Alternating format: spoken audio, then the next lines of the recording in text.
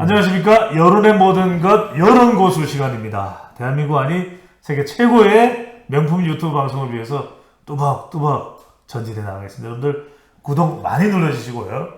자, 추석 명절 연휴 직전에 아주 많은 일들이 있었습니다. 이재명 더불어민주당 대표의 구속영장이 기각이 됐습니다.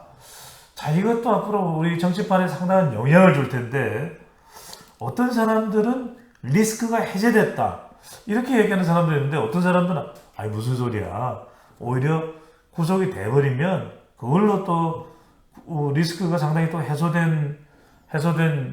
해소됐다고 평가를 받을 텐데, 그렇지는 않은 거 아니야, 계속해서 리스크는 유지되고 있는 거 아니야, 이런 또 의견이 나오고 있습니다. 과연 이재명 대표의 구속영장 기각 이후에 리스크는 해소된 걸까요?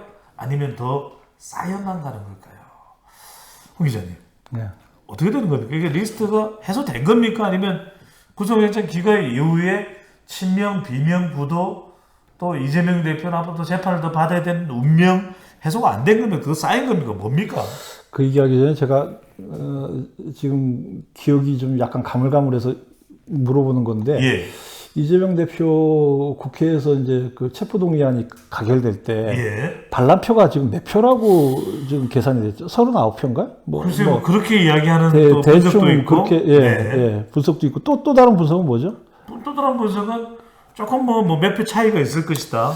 예. 그래서 몇 표 차이가 있을 거면 39표도 사실 추정이죠. 예. 그 추정이라고 하는 거는 예를 들어서 국민의힘이나 다른 정당이 다 그 가결표를 찬성표를 던졌는데, 정의당도 던졌는데, 그런데 민주당도 다 웬만하면 부결표 던질 줄 알았더니, 예. 이제 한 39표 정도가 이쪽으로 갔으니까 그게 가결이 된 거 아니냐라고 계산이 나온 건데, 제가 볼 때는 분명히 그거보다는 10표 이상, 10표 이상, 많으면 20표 가까이는 민주당 내에서 반란표가 더 있지 않았을까. 40, 50표가 되네요. 40, 50표가 네. 50표 이상 예. 되지 않았을까라고 하는 상상을 해봐요. 추측입니다. 추측이에요. 네. 왜 그러느냐.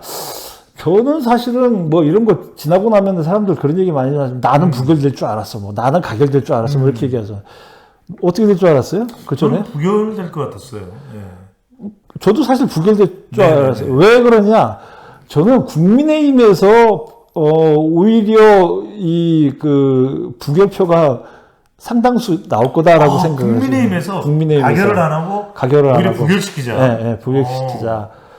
저번에도 이제 그런 느낌이 있었거든요. 예. 근데 왜 그러냐? 국민의힘에서 이제 부결표가 나와주면은 사실 부결되기가 너무 쉽잖아요. 그렇죠, 너무 그렇죠. 쉬운데, 그럼에도 불구하고 39표나 이제 반란표가 나왔다는 거는, 이거는 뭐냐면은 사실은 오히려 국민의힘에서 이 가결되는 거를 두려워하는 사람들이 꽤 있지 않았을까라고 하는 추정을 해봐요. 그럼 이번에 가결돼서 상당히 두려워하는 공포의 목소리가 국민의힘에서 나왔겠네요.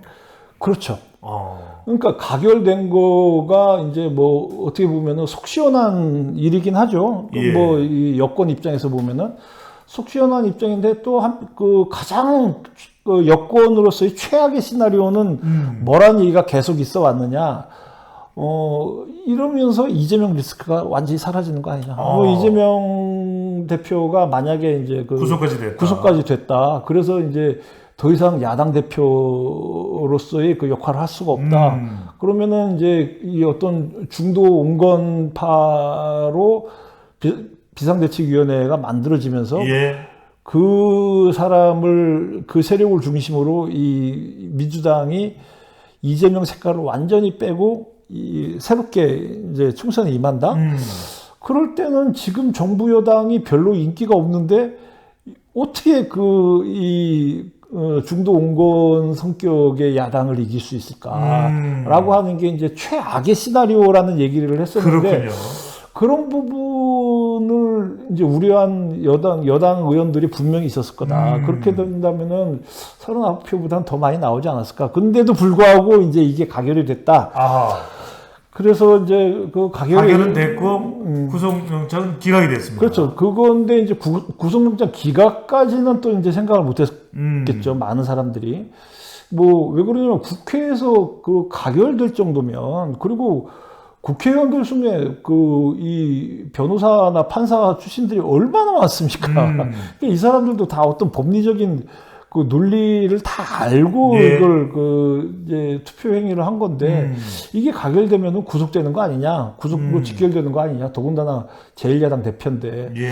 근데 이제 그럼에도 불구하고 이제 기각이 됐단 말이죠. 그러면은 이제부터 이제 혼돈으로 빠지는 거죠. 예. 혼돈으로 빠지는데 근데 야당 대체로 지금 구속영장이 기각되는 상황이 되다 보니까 대체적인 건 이재명 대표가 기사회생했다.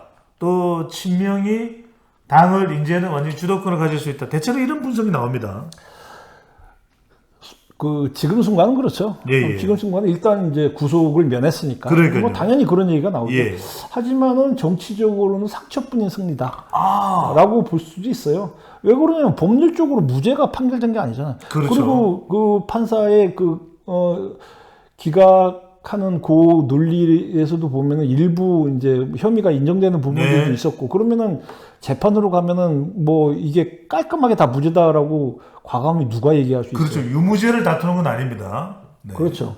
그리고 그러면은 이제 계속 법원에 드나드는 시간이 더 많아지고 그러면서 재판 과정에서 우리가 몰랐던 내용들이 더 많이 알려지고 아하. 뭐 그러는 와중에서 사법 리스크가 줄어들었다라고 볼 수는 없죠. 그거는 뭐 다만 구속만 안 됐을 뿐이지. 예. 그 사법 리스크가 그러니까 구속이 안 된 상태에서 재판을 받느냐, 구속된 상태에서 재판 받느냐, 뭐 이것 차이지.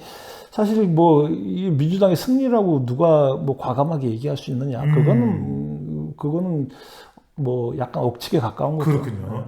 국민의 일각에서는 그런 얘기도 나오네요. 오히려 구속이 돼버리면 이재명 리스크가 사라지고 민주당의 비대위가 들어서면은 내년 총선이 국민의힘 더 어려울 수도 있다. 그런데 기각되면서 오히려 민주당 내의 내분 그리고 이재명 대표의 방금 전에 말씀하신 리스크가 지속되니까 오히려 국민의힘으로서는 기각이 더 잘 됐다. 이런 해석과 분석도 나옵니다. 그렇죠. 뭐 약간